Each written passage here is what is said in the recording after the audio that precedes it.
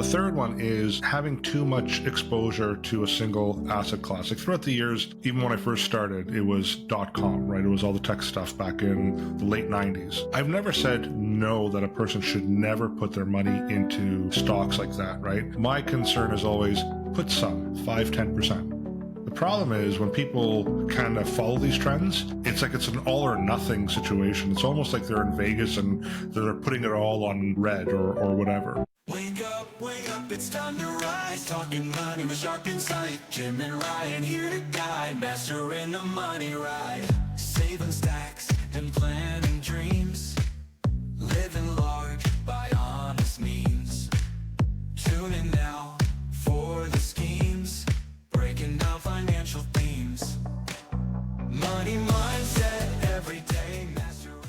Welcome, everyone, to the Money Mindset Mastery Podcast. I'm your host, Jim Leo, and joining me today, as always, is my co-host, Ryan Janot. Ryan, how are things today?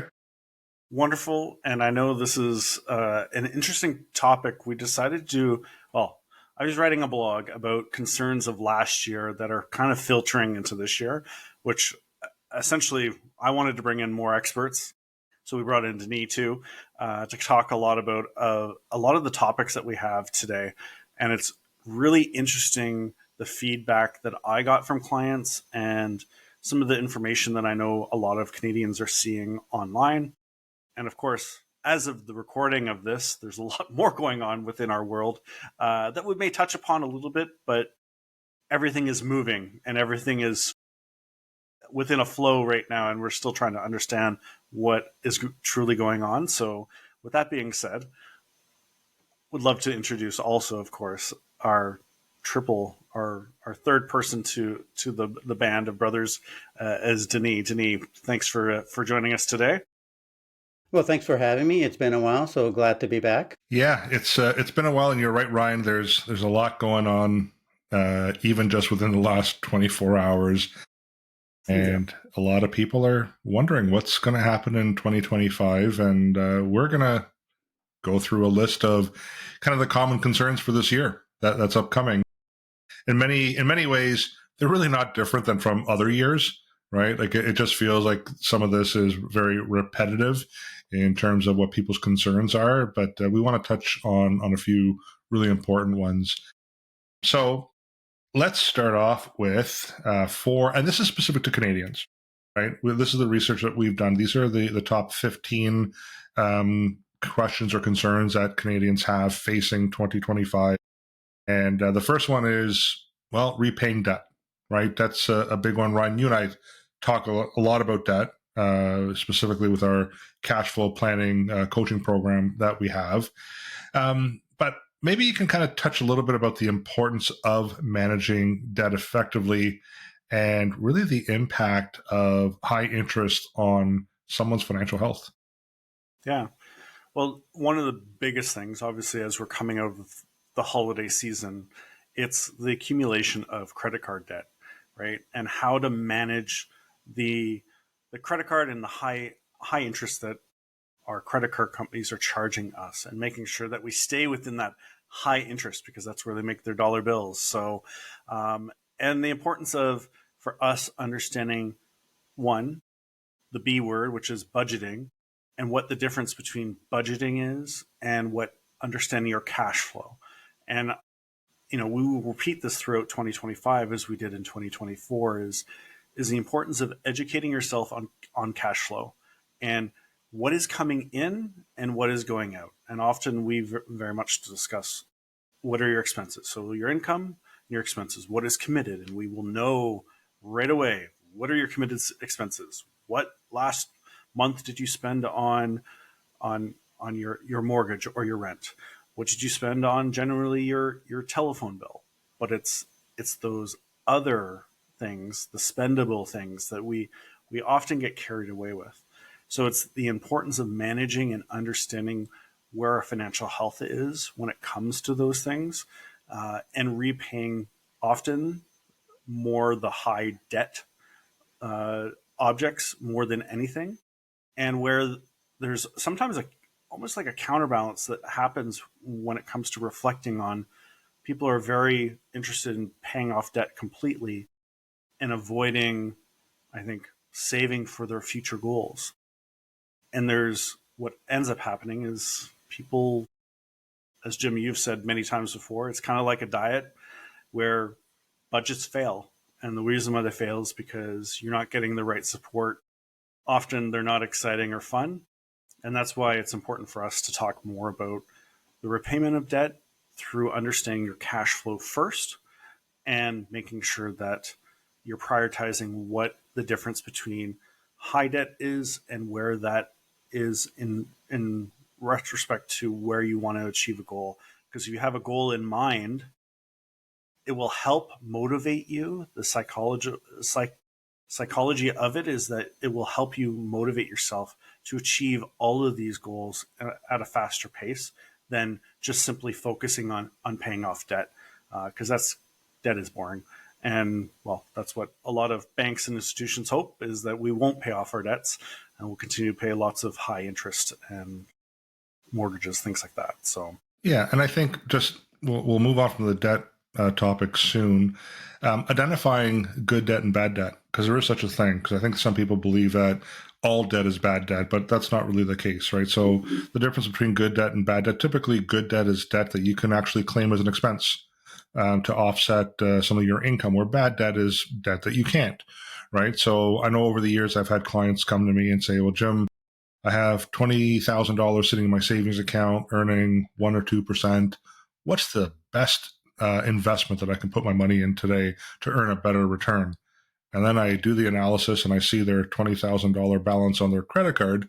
And I'm like, the best thing you could do is pay off the credit card, right? Because you're paying 22%. You're just giving that away, right, to the credit card company. But then there's other situations where if you're buying a rental property, if you've done a leverage investment, for example, where you can claim the interest as an expense, that's very different, right? And also sometimes even the rate matters. I know, Ryan, we've done the analysis with clients, and Denis, you've done this as well, where if the cost of the debt is 4 or 5%, but you're earning 7% on your money, if you take your money to pay off that debt, you're actually losing the opportunity to earn that 7% on your money. So you're self-financing in that scenario. So that's the analysis that we would definitely run through. But debt is definitely an important one, specifically now because of the holidays, right? And a lot of spending that happened there. So, Denis, do you have anything else to say to that, or shall we get into inflation and rising costs? Well, just to add a point, because you said the other 2 points I was going to make about good and bad debt. When you're building equity, obviously that's good debt, whether it's a house, rental property, investments, you're able to write off the interest. I would see that as good debt, the high interest as bad debt. And a lot of time when I do the planning is when people are approaching retirement, a lot of them tend to, and that's part of the planning as well. They don't want debt at all, especially the mortgage. So I always, when I talk to clients, I go, let's have a plan to even pay off the mortgage, which is considered good debt, but it's not something you really want to have in retirement when that income is gone. So it's yeah, it really depends on where you are in your life cycle and how much debt do you have to make it priority to pay off first. For sure. Inflation. We thought that we were beating it. I know there's still some things that are very inflationary. Olive oil, being Italian, I'm sorry. Like, I mean, that's still, I can't believe we call it the liquid gold now in our house, because 2, 3 years ago, $10 would buy you a bottle of olive oil, and now it's $18 for that same bottle. But the government or the Bank of Canada looked like it was getting that under control. However, with some of the tariff announcements that we received over the weekend, there is still some hope, cross fingers, that they'll get that resolved and sorted.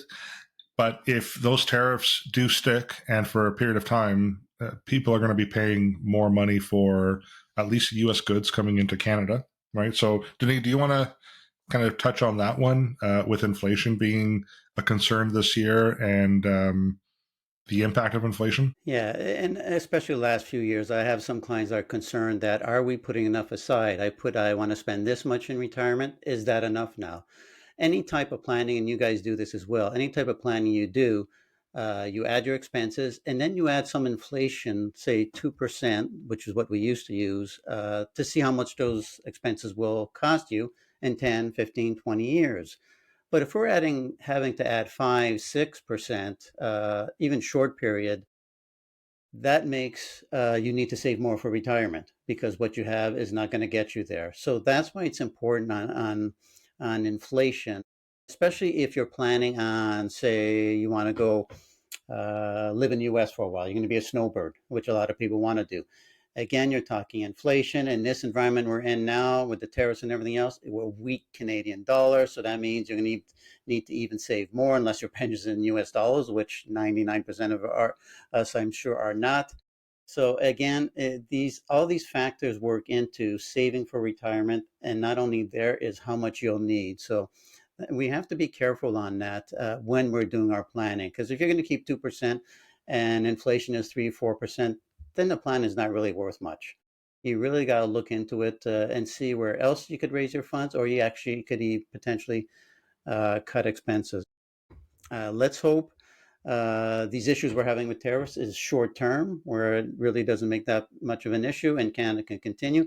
Canada was not in a good position before the tariffs, so this is not helping. So let's hopefully this will solve itself soon. Looks like it may solve itself faster with Mexico, but we'll see where Canada is because this is a fluid issue. It's changing regularly with conversations people are having with our government and U.S. government. So let's hope this gets resolved soon. Yeah, I think the powers that be right now are literally meeting at this moment to discuss tariffs and whatever else. So we'll see what the outcome of that conversation is going to be like. Here's another one. High interest rates is definitely a concern for people. Now, I would say short-term rates have come down. Even long-term rates have started to come down as well with bond yields coming down. What I would say, though, in this situation is take a look at the debt that you took on over the last couple of years, specifically your mortgage debt. So if you renewed or got a mortgage like 2 years ago, take a look at what those rates are and compare them to what the rates are today.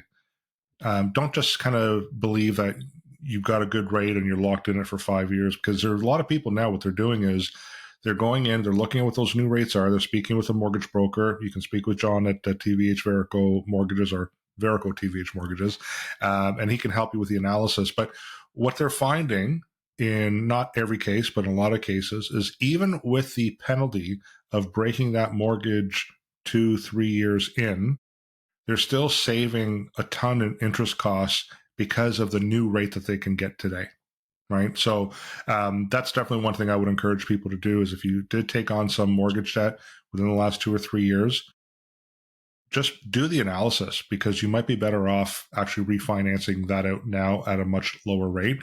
And it looks like variable rates are back in again, although depending on what happens with tariffs and inflation. I mean, there's two schools of thoughts. And Denis, I don't know if you've heard this yourself or not, but on one side, I'm hearing economists saying, well, the Bank of Canada is probably going to have to further cut rates more aggressively to kind of get the economy going. Others are saying it's going to create inflation and they're going to have to increase rates again. Like, on what side of that fence are you on? I think they're going to have to cut. We have a weak Canadian dollar, so hopefully that helps with the tariffs. The weaker the Canadian dollar, the more our products looks better if you're buying either with the euro or the U.S. dollar. So that's going to look better. On the, I don't think inflation will come up. It really depends on where we get hit when it comes to inflation. Don't forget, it's Canada putting tariffs on U.S. products coming in now. So if we're putting 25% on orange juice, the odds are that maybe your orange juice will be 25% higher, or at least close to it. Maybe not short term, but eventually, if it sticks for a while, then it'll be passed on to the consumer. So this is a case where a lot of people say, yeah, we should hit them as hard as we can with our own tariffs, but that means their products are that much more expensive. What's going to happen when they put tariffs on us is we're probably not going to be able to sell as much. Hopefully that Canadian dollar, like I said, offsets a little bit. But when we put the tariffs, that makes goods more expensive to us in a lot of cases. So I think they're going to have to be careful on that, and it's going to be a wait and see. The Bank of Canada, Canadian economy, as I mentioned, wasn't strong to begin with. So they're going to keep an eye on the inflation rate. We're not in a position in the U.S. The U.S., their inflation is not going down like it is in Canada. So I believe the Bank of Canada is going to take a look, Go month by month, see what the numbers are looking at, and hopefully room at least to have a few more cuts this year. But it's going to be a lot of cases. It's going to be a wait and see. Yeah, I heard. I also heard the LCBO made the announcement that they're not going to be selling any more American booze while the tariffs are in play. And I said to my wife Carol today, "Good thing we're fans of Italian wine, Irish cream, and Canadian beer, so we're not impacted, but other people are." Right? So, yeah. So let's talk about the next one, Ryan. This is kind of like in your wheelhouse with the cash flow coaching, keeping up with bill payments, right? And first of all, the importance of timely bill payments and trying to not miss any bill payments, and also looking at automating those bill payments as well, right? So maybe you can speak to that a little bit more. Yeah, when it comes to all of them, of course, whether it's inflation, high interest, or even bill payments, the importance of talking with your advisor more regularly and updating what does your plan or goals look like when all of these things are impacted. And of course, bill payments are one of the bigger problems when it comes to people is paying those on time. Often there's a guidance schedule, and you can look up what that looks like. But when your bill is due, what does that look like as far as how much you pay off, all of it, some of it, whether you're making those payments or not, and just really the automation that happens when it comes to all of these bill payments it's making sure and ensuring that you're not missing any of them. I think I said this on our last podcast too. It's about regular review of your bills, making sure that you're looking through your debit and credit, especially those reoccurring bills, that you're making sure that you're keeping up on. Obviously, I made the adjustment from doing every 2 years to now doing more quarterly reviews. Again, big learning thing. I was doing it quarterly, and I thought, it won't happen to me, but it happened. Here I am saying, hey, there may be a streaming service out there, a subscription that you don't realize is overcharging you. So making sure that you're organized, and that's kind of the regular review that we do with our clients, especially on the cash flow system, is making sure that people are going and updating regularly the importance of understanding, being very aware of kind of the expenses that are coming in and out, expenses that are going out. Meanwhile, how are they reflecting the income that is coming in, and whether you're getting, again, yearly increases as far as your salary, and is that keeping up with inflation? And maybe that's a conversation that you have too with your advisor of perhaps a change of career or a side hustle for some people out there. And that regular review and avoiding those late fees. I think that's one of the biggest things that I find with people is the late fees really start adding up. And as you mentioned in the last piece, Jim, was, you're paying not only the high interest fees that are going on, but is that eating away at perhaps something else that you're trying to save for in the future? So I think it's a big thing that a lot of people don't really realize can very quickly snowball out of control if they're not more aware and doing regular reviews, whether it's monthly. I know some clients that we've worked with, Jim, like they went from quarterly to monthly to now almost like weekly reviews of just spending 5 minutes. 5 minutes of a quick weekly review can have a huge effect on the day-to-day that happens for them and their families. And Ryan, do we have an app that can help a client track their expenses? Absolutely, Jim. What is it called? The Winton app. So, yeah, it's an app that we use through the educational piece. Not only the coaching that we offer, but the education. We want to make sure that it's kind of twofold, that we're not just providing the coaching session, but we're also allowing some sort of education that happens for clients. And this is a big thing, to bring all the data together so they can visually see what it is that they're tracking when it comes to Winton. So, yeah. So if you want to find out more about the Winton app, you can go to our website, tvhfinancial.ca, and look through the behavioral cash flow solution section, and you'll be able to find more information there. The next one, this black cloud has been hanging over our head now for probably about 3 months, 3 years, not 3 months, I wish. And it seemed to kind of feel like, okay, maybe the skies are clearing, the clouds clearing, the sun shining. And then we had, again, this tariff announcement over the weekend. And man, that cloud is like hanging over us again. And that's really the possibility of a recession, right? I think that's still a legitimate concern for a lot of Canadians for 2025. What I would say is that the common mistake in kind of dealing with being in a recession is that a lot of people don't have an emergency fund. Now, there's really two ways that you can fund an emergency fund, right, Denis? One way is you can accumulate money into a cash account, for an example. Some people use their TFSA as an emergency fund. Another way, too, from a planning point of view, is using a line of credit that has no balance on it as your emergency fund. So, can you maybe talk about those two options? Yeah, well, obviously the line of credit, it's a combination of what I tell clients, especially when they're still working and not retired yet, a secured line of credit, which connects your home, obviously, and has the lower interest rate. I've seen some unsecured line of credit sometimes that are 3, 4% higher than prime. So it really depends on what bank you're at when it comes to that. So secured line of credit is preferable. A TFSA is great because you can contribute as you would normally, and if no emergency takes place, uh, it's for retirement. The key thing about that emergency, problem with the roof, problem with the house, you need to make sudden repairs, you take the money out tax free, obviously. That's the key about having it.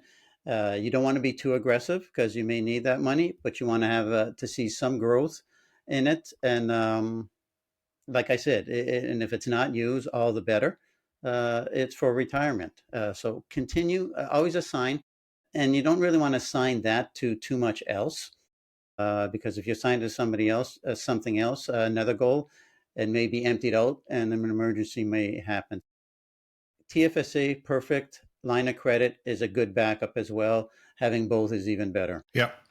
Now, the next one we're going to talk about for, again, concerns for Canadians for the upcoming year.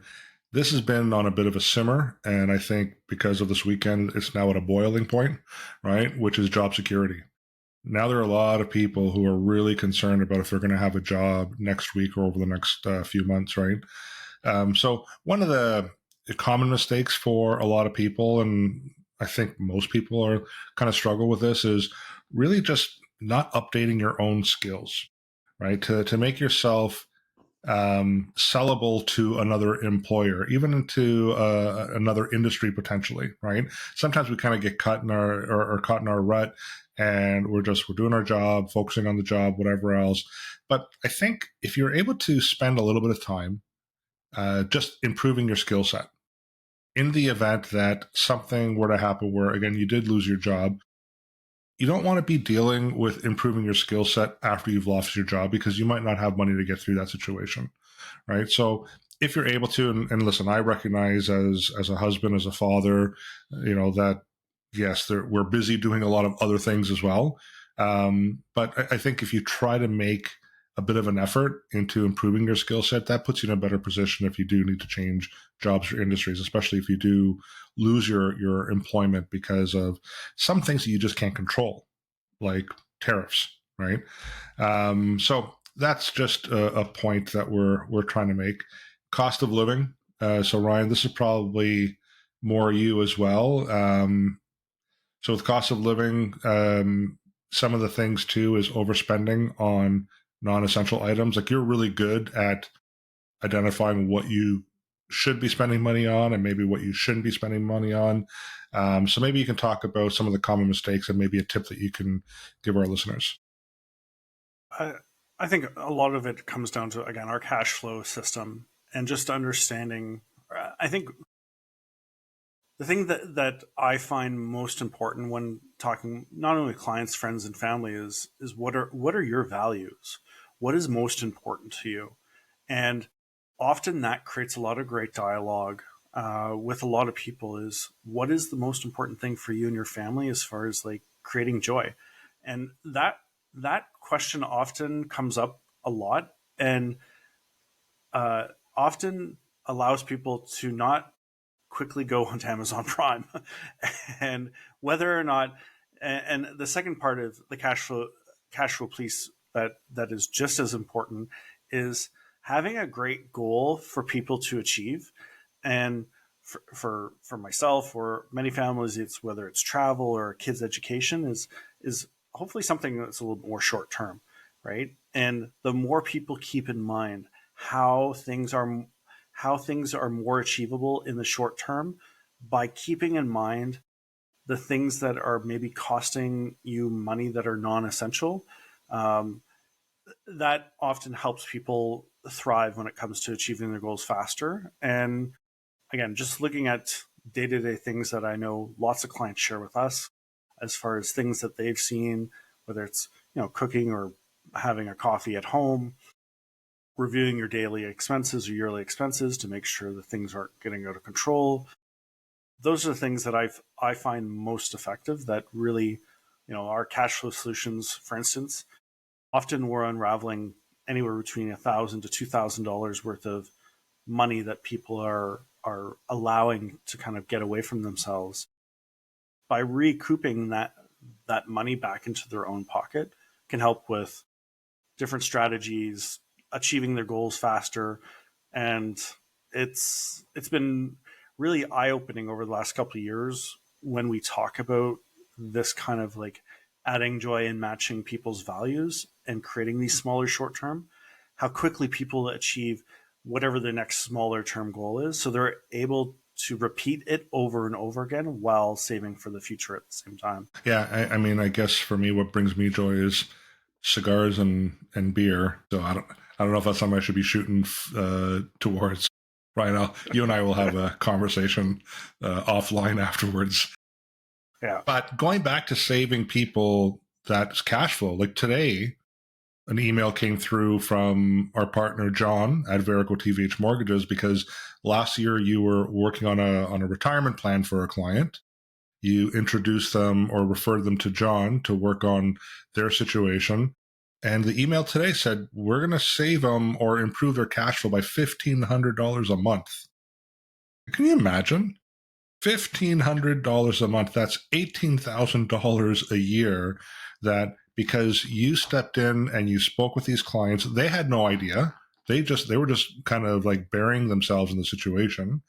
And you stepped in, provided them guidance. They spoke with a professional. He's freeing up $1,500 a month. And with that $1,500 a month, we're not saying give it all to us now. We're going to invest it for your future, right? But we might turn around and say, hey, let's work with $800, $1,000 of that, right? And let's set that aside for your future now. And that extra $500 that we freed up, go enjoy, have fun.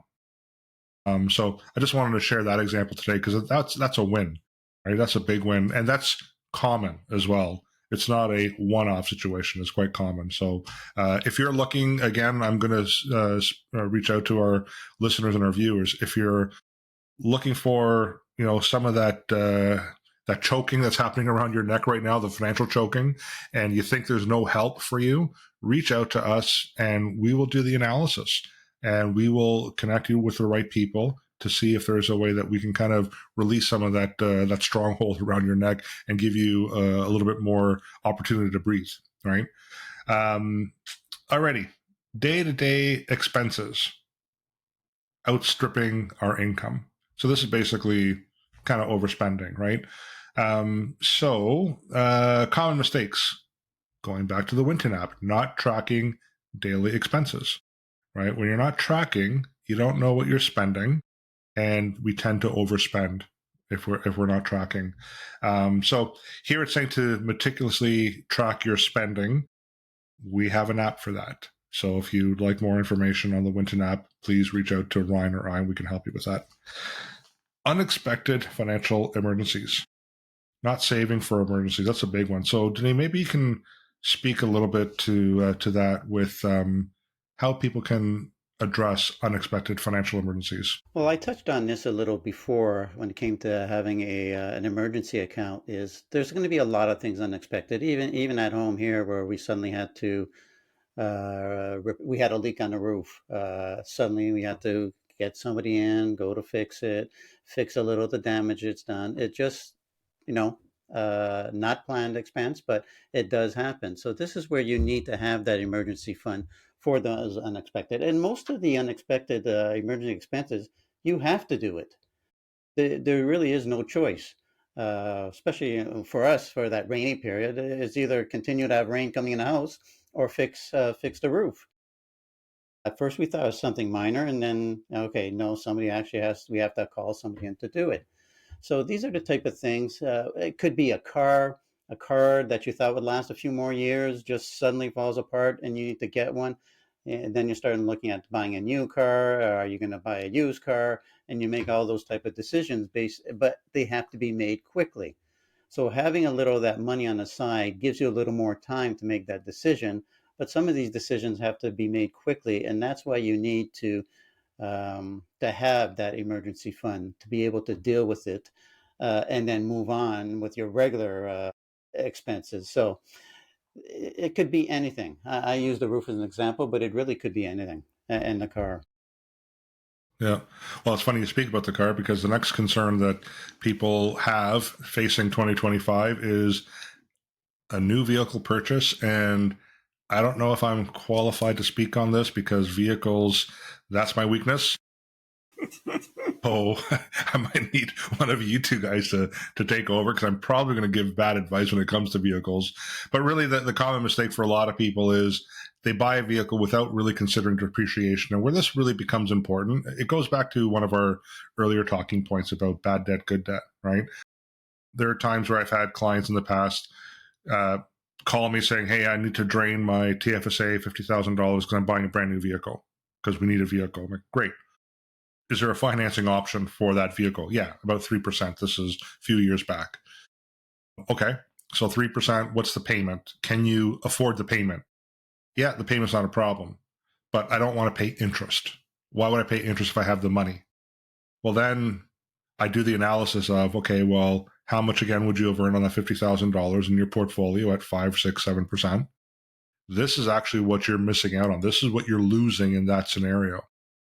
So the first thing is you're going to be paying more out of pocket because of that lost opportunity cost if you pay cash.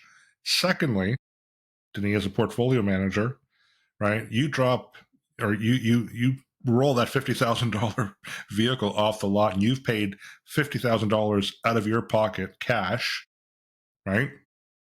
You're down $15,000, like just like that, right? With a 15% appreciation. So it doesn't make sense.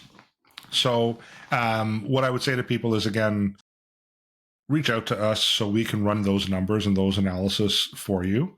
Now, you can consider buying a used car over a new car. But again, we reached a bit of a crossing point a few years ago where some used cars were actually more expensive than the new cars, right? Because of the whole the chip situation, and some of the newer cars were not coming with the same features as some of the older cars were. Like it was a crazy situation a few years ago. And then you have to worry about warranty and repairs and all those things. So let us do the analysis for you. Probably better Ryan than me, because again, cars are my weakness. And Denis can help you with that as well. Sorry, I would just add to the new purchase vehicle, especially for young people too. They just feel like, a lot of my young clients and people that I've worked with in the past, I would just see is the vehicle is like the status. And I would say if you want to put yourself back 10 years easily as far as like your financial wellness, buying a vehicle is probably the number one way to set yourself backwards. Everybody has a reason for it, getting to and from work, things like that. But it's always great to talk with a professional when it comes to like the balancing of buying new, buying used, leasing, financing, like all those things, and being able to truly walk through what that impact is going to be for you. And then for those people, like, going into retirement too. Often I know some advisors have even advised that this may be one of the final big purchases you make as you go into retirement. That's a great conversation to have because likely that vehicle is hopefully going to last 10 to 15 or if not 20 years. as somebody who just, I guess, 2 years ago bought a car too, at the height of used cars being quite expensive. Believe me, I was looking for the ones that had the roll me down windows, that were easy and probably had still some sort of cigarette lighter in them. So, but I definitely have these conversations with people about what is the purpose, how is it going to lead into the next conversation about, what happens if you have a loss of income, right? Are you able to afford those things if there's a sudden loss of income? Are you relying on one single source, or is this vehicle potentially helping you in two different avenues to help make sure that you have income in? And again, I will open up to the floor to both Jim and you, Denis, as to the loss in income and strategies to cope with that. I know obviously we lived through the thing that happened a few years back, and that people were losing their jobs, and how that impacts some of the things that we've just talked about, whether it's creating an emergency fund, and making sure that you're ill prepared when it comes to a big emergency or a new vehicle. So, Well, we can kind of roll the whole vehicle and loss of income side of things too, and using cash or financing. Because here's the thing: if you write that check for $50,000 for the vehicle, and 3 months later you lost your job, you can't get any of that money back. You've lost it. It's in the vehicle, right? And then if you're forced to sell the vehicle again, you're down 15% right off the bat. So typically I recommend that people look at financing something as long as they can support the payments and keep the money in their account. And if there's a month or two that they can't make the payments, at least they can draw from somewhere to cover those costs, right? And the other thing too is if you have the vehicle, then you can become an Uber driver if you lost your job, right? You do Uber Eats, you can do whatever. So it can be used as a way to earn some additional money, and that kind of leads to the whole loss of income concern for a lot of people. And I think this is a common theme here, right? To me, it's have money set aside if that were to happen. So again, don't write a check for $50,000 to buy a vehicle or buy a boat or do whatever. It's about having use and control of your own money, and you give up use and control of your money when you do that. But at the same time, if the car loan is 15%, that's a whole different conversation for us to have as well, right? And diversify your income stream. I think that's another thing is, Ryan, you mentioned side gigs, or even investments, right? Denis, like you can put people in an investment portfolio, depending on how much they have, that could potentially draw some income to help subsidize some of the income that they need, right? Yeah. So these are tools that are available. I don't know if you guys want to add anything to that before we move on. Yeah, I just want to add that it really depends why you lost your income. If it's because you hurt yourself and your company doesn't have a disability insurance, you want that put in place. Disability. If you suddenly, and we know, unfortunately, it's far too common, you contract cancer and can't go into work. A critical illness policy would help you get through that period where you can't go into work. So it really depends how you lost your income. And I know people that lost their income, especially during COVID, because their entire place of employment closed down. That's different. So it's a matter of trying to find that income quickly, especially if you were not prepared for it.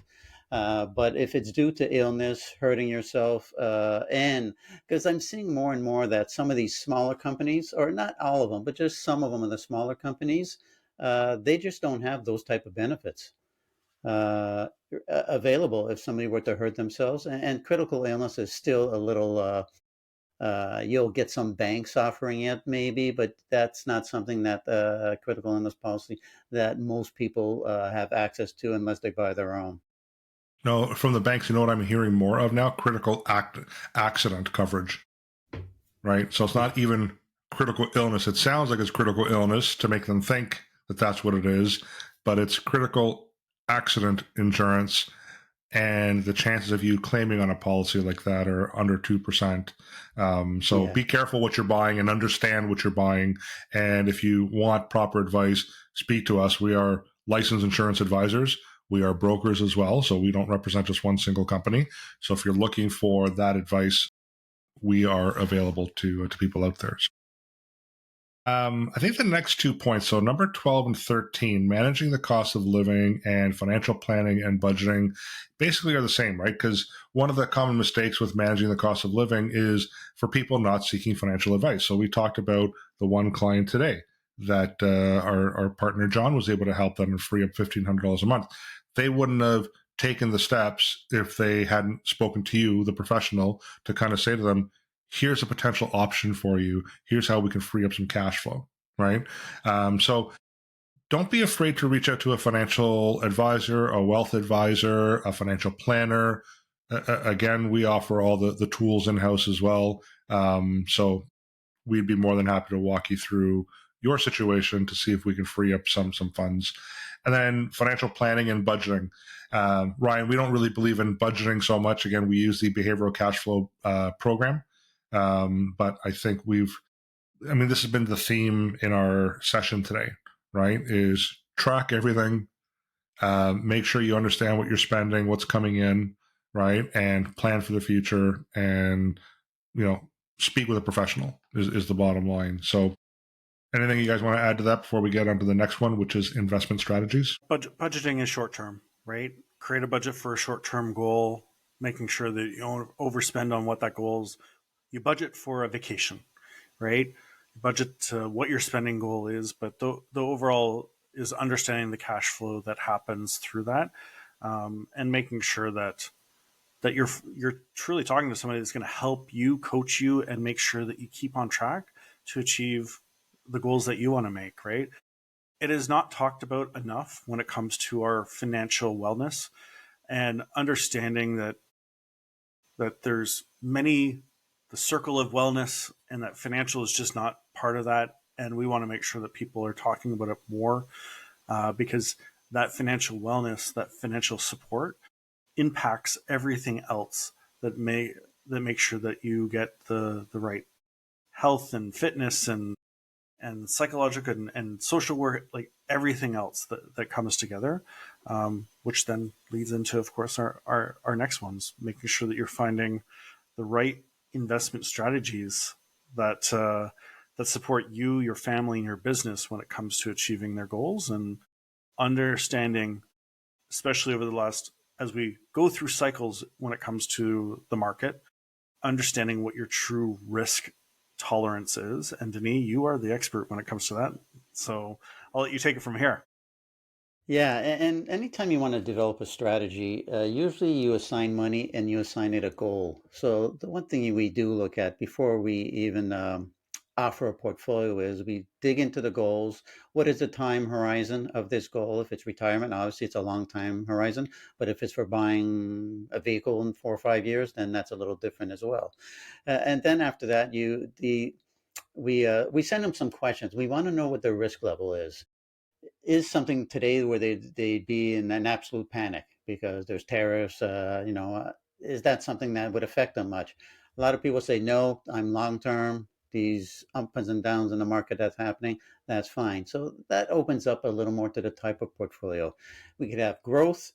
We could be in more of that balanced category. We could have conservative.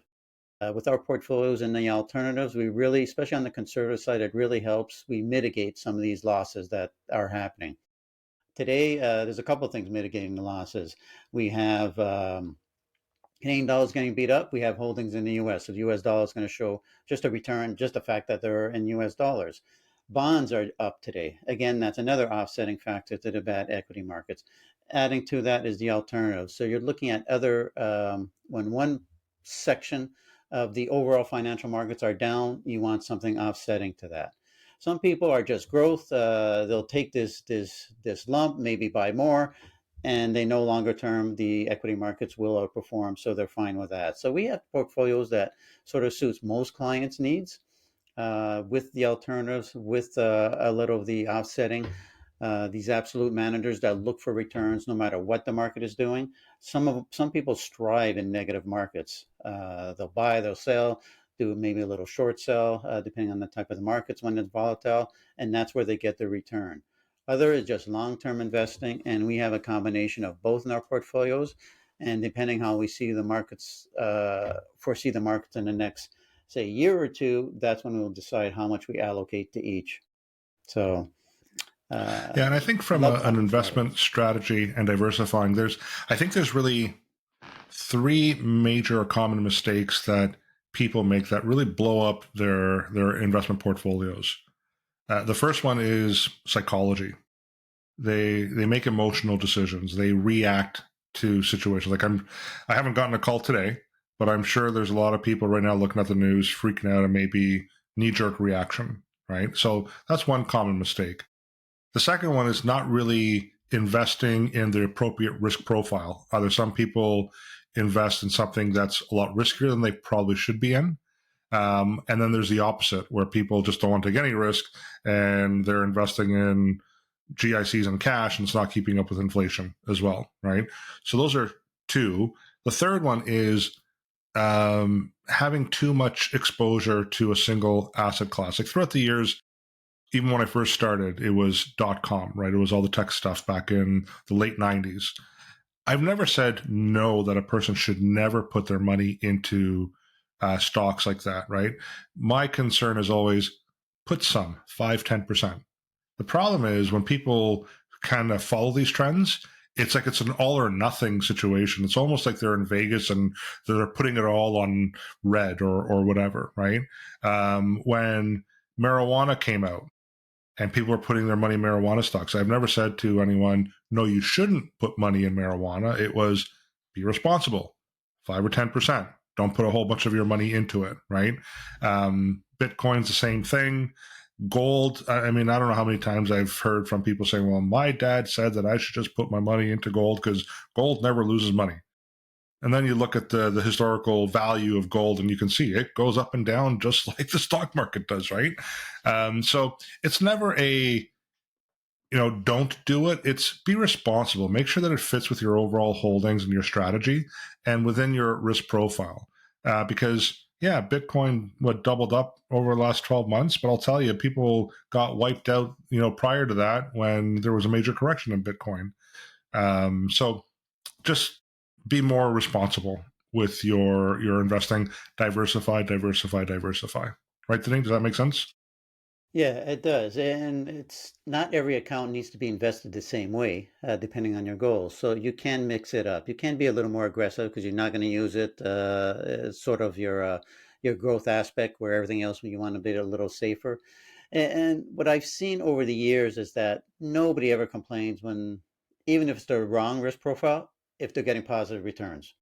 Nobody ever complains. But when that turns around, and it can turn around quickly, that's when you start hearing, okay, you know who should not have been in those portfolios to begin with. I know working in asset management, I was working with some brokers, and then one broker had, this was in the late 90s, early 2000, had a good portion of his portfolios for all his clients in these boomer economics. So you know what happened when that crashed hard, and there was some very upset clients because, given their risk profile, they should have never been in that.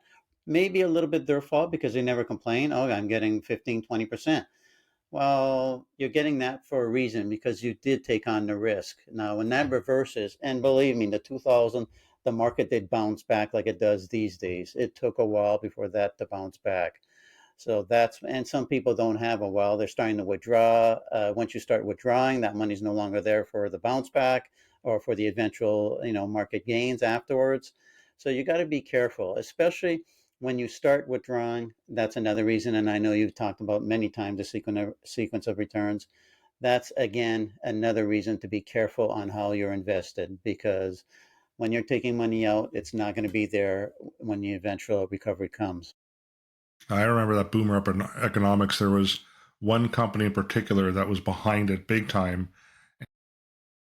Almost weekly, they'd come into the office and there'd be a book and there'd be all these charts and and a lot of advisors were like, yeah, we're going to put all our clients, their money into 100% boomer economic funds and whatever else.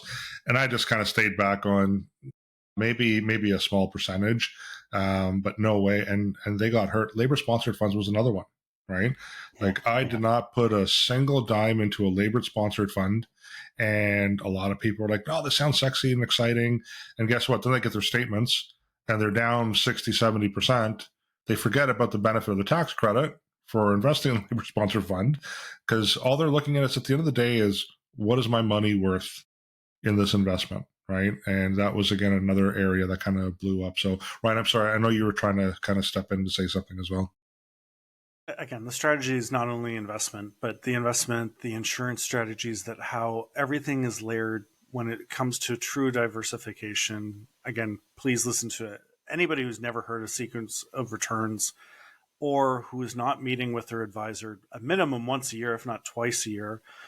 And anytime something major happens, please reach out to us, because that's often the common mistake that I find with a lot of clients is they just didn't hear from their advisor. And the door goes both ways, but I know we definitely make an effort on our side to make sure that we're reaching out constantly to our clients, especially if we haven't heard from them. What's changed? The Denis, you've said this many times. Everything is so fluid, and things can happen like that. And when there's a change in your strategy, a change in something as far as like work, something happens to a family member, we're the often the first top five. I always say top five, and many clients always remember that I say, please make sure I'm your top five, because the impact that can have as to how we can start making small changes to your strategy, and how it is impacting you, your family, your business, and not what your neighbor says or a coworker says, because often people get caught up in that. I've heard some great crazy returns over the last week, and I always said, how were those returns when it wasn't so crazy? And often it's, I lost a lot, right? And they weren't prepared, and they didn't have that dialogue with their advisor. The importance of making sure that we're part of those five. And again, I don't, since we started implementing things like sequence of returns and truly diversifying people's portfolios, especially those clients that are going to retirement, I've never had so fewer calls, and those calls that we do get are always great calls about how fortunate they are that we were able to educate them and walk them through a process that truly added a strategy that didn't cause stress at night. And I think that's one of the biggest things many people don't take into consideration. And as we roll into the next subject, as I love rolling in, as people prepare for things like retirement, and I didn't add this as part of the conversation that we had, but even the legacy leaving when it comes to people.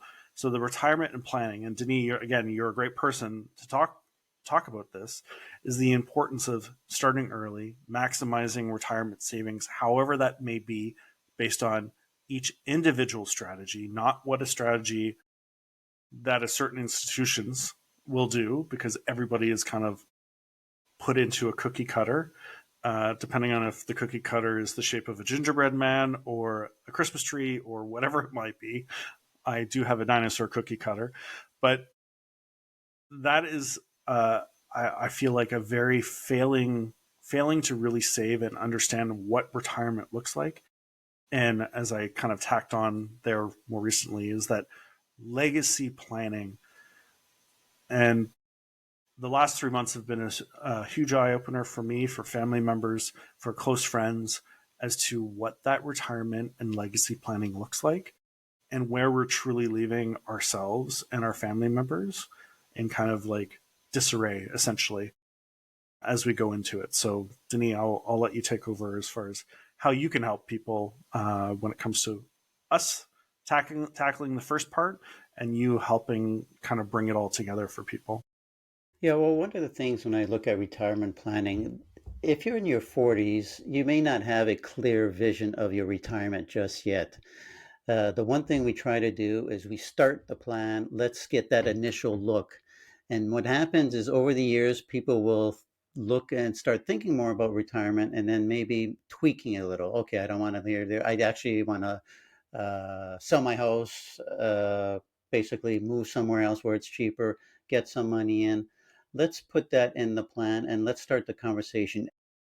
Retirement planning and being in retired is actually a mindset.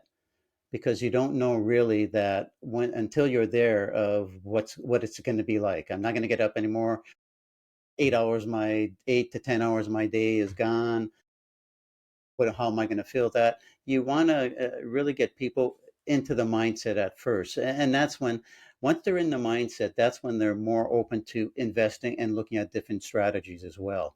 Okay, this is what I want to do. We'll use my RSP for this, obviously, to pay fixed income and everything else. Maybe a TFSA for those extra expenses. Go down to Florida, maybe become a snowbird, depending on the value of the Canadian dollar, of course. But it's always their thinking. It's the mindset, and that's what gets you into retirement planning.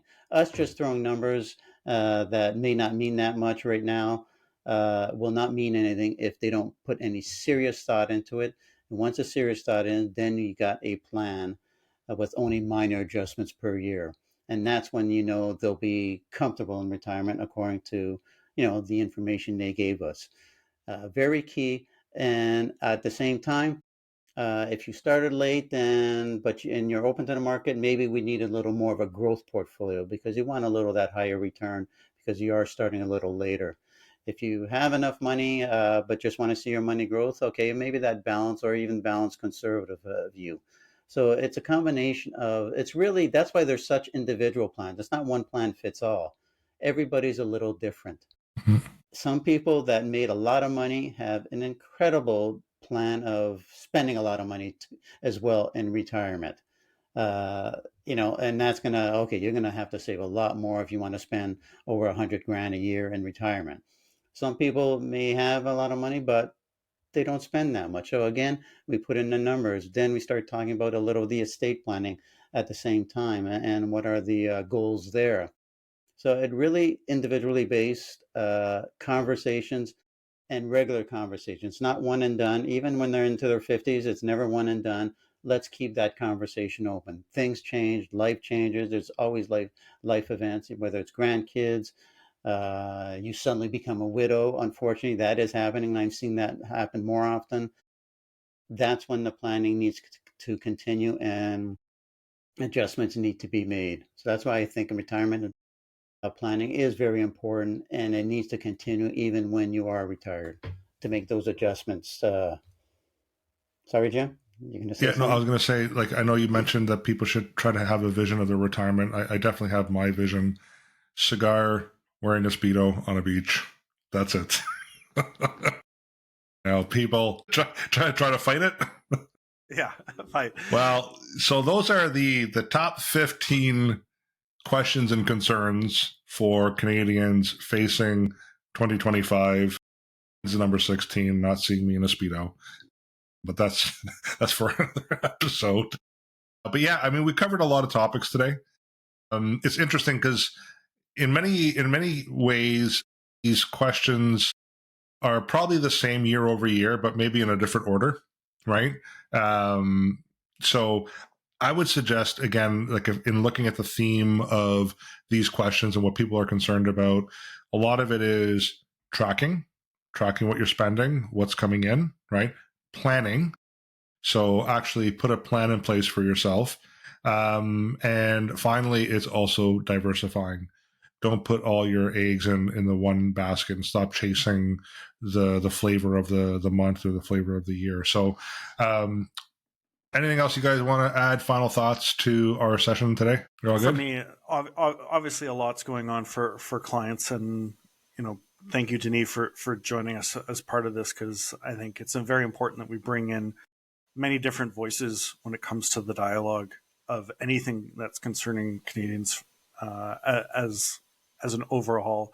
And again, as far as deep diving any of this stuff, it's important to really start not being overwhelmed with the things that go on, and holding and keep pushing it till next year, 2025. Let's make sure that people are having this dialogue with us, TVH Financial, the group as a whole, because we can really help people from start to finish when it comes to really understanding where their plan is, and helping often clarify what it is that they're kind of thinking, because again, we're pulling from all the experiences that we've had as individual advisors, and also the resources that we have to make sure that we can help you kind of formulate what retirement is, what your plan is leading up to retirement or goal setting.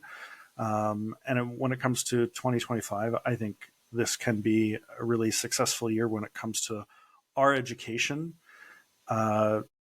towards each other and ourselves, and making sure that we're helping each other make sure that we're achieving our goals no matter what it is. So Yeah, and what I will share with people, what I believe we're really good at TVH, this is amongst all the departments, we really focus on what we can control and don't really focus on the things that we can't, right? We can't control governments adding tariffs. We can't control how the markets are going to perform to some of the news.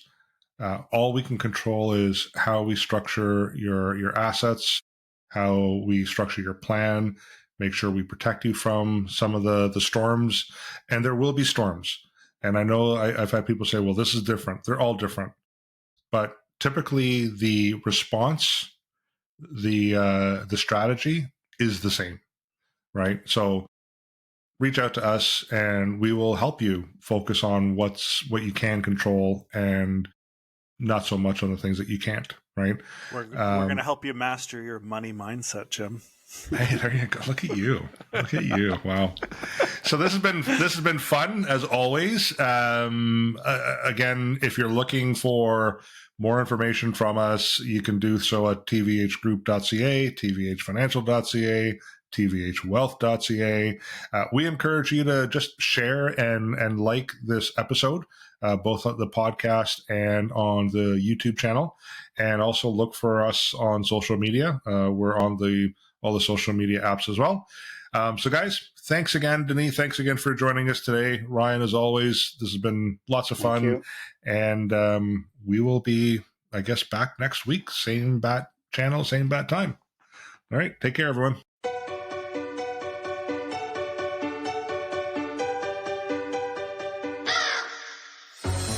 Why is it me? Why am I that guy?